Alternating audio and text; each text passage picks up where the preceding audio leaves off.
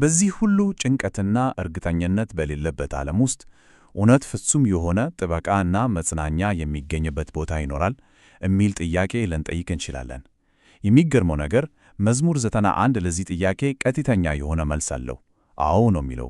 እናም ዛሬ በዚህ ጥንታዊ ነገር ግን ሕይወት ባለው ጽሑፍ ውስጥ የተሰጠውን የዘላለም ጥበቃ የተስፋ ቃል ምን እንደሚመስል አብረን እንመረምራለን።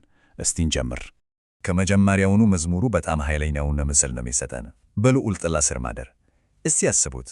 ይህ ዝም ብሎ ስለ አካላዊ ጥበቃ ብቻ አይደለም የሚያወራው፣ ከዛው የዘለለ ነው።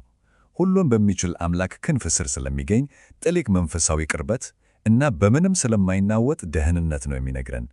የመዝሙሩ ዋናው የተስፋ ቃል መሰረቱ ይሄው ነው።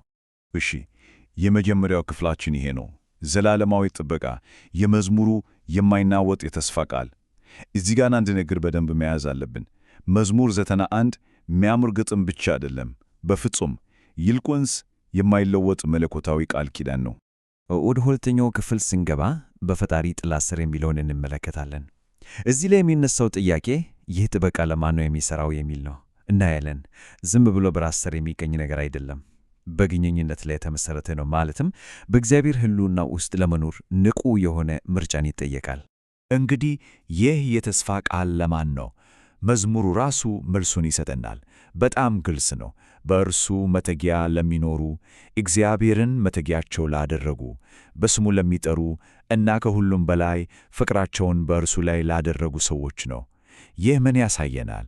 ጥበቃው የሚመነጨው እንዲሁ ሳይሆን ከጥልቅና ሕያው ከሆነ ግንኙነት ነው። የመዝሙሩ አንድ የሚያስደንቀው ነገር በጣም ተግባራዊ መሆኑ ነው። በሕይወት ውስጥ ያሉትን አደጋዎች አይክድም። የአዳኝ ወጥመድ ወይም የሚያስፈራ ወረርሽኝ የለም አይልም። ይልቁንስ ለእያንዳንዱ ስጋት፣ ለእያንዳንዱ ፍራቻ የተለየ መለኮታዊ መልስ ይሰጣል። ለወጥመዱ ክንፎቹን ያቀርብልናል፣ ለፍርሃት ደግሞ እውነቱን እንደ ጋሻ ይሰጠናል። አሁን ደግሞ ወደ ሦስተኛው ክፍል እናልፋለን፣ የተስፋው ቃሎች። እዚህ ላይ በመዝሙሩ ውስጥ በጣም አስደናቂ የሆነ ለውጥ እናያለን። ድምፁ ይቀየራል። እስካሁን ሲናገር የነበረው መዝሙረኛው ነበር አይደል?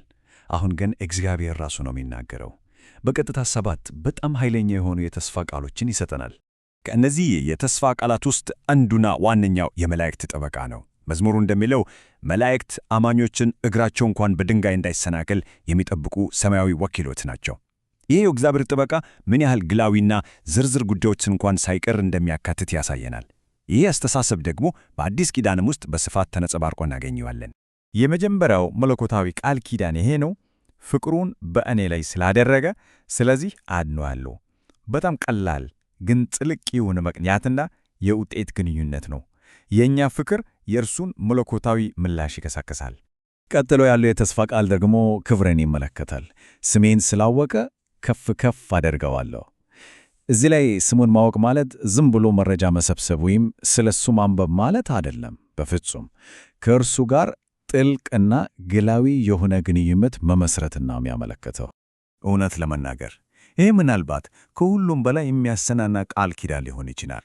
እግዚአብሔር ከመከራ እንደሚያወጣን ብቻ ሳይሆን በመከራው ውስጥ፣ በመከራው መካከል ከእኛ ጋር እንደሚሆን ነው ቃል የገባው። መገኘቱ ብቻውን የመዳን እና የክብር ትልቅ ዋስትና ነው።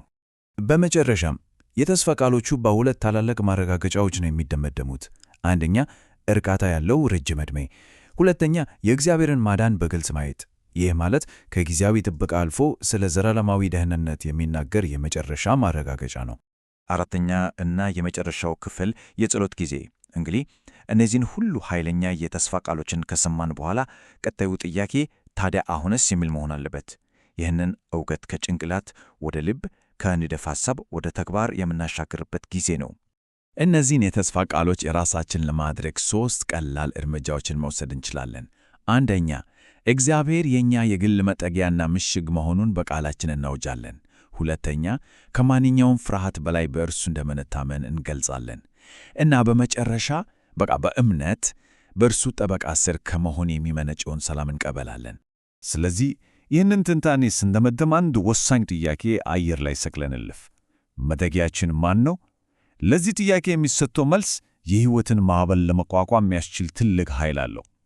የዚህም መዝሙር ተስፋ በልባችን ይዘን በየዕለቱ በዚያ መለኮታዊ ጥላ ስር እንኑር።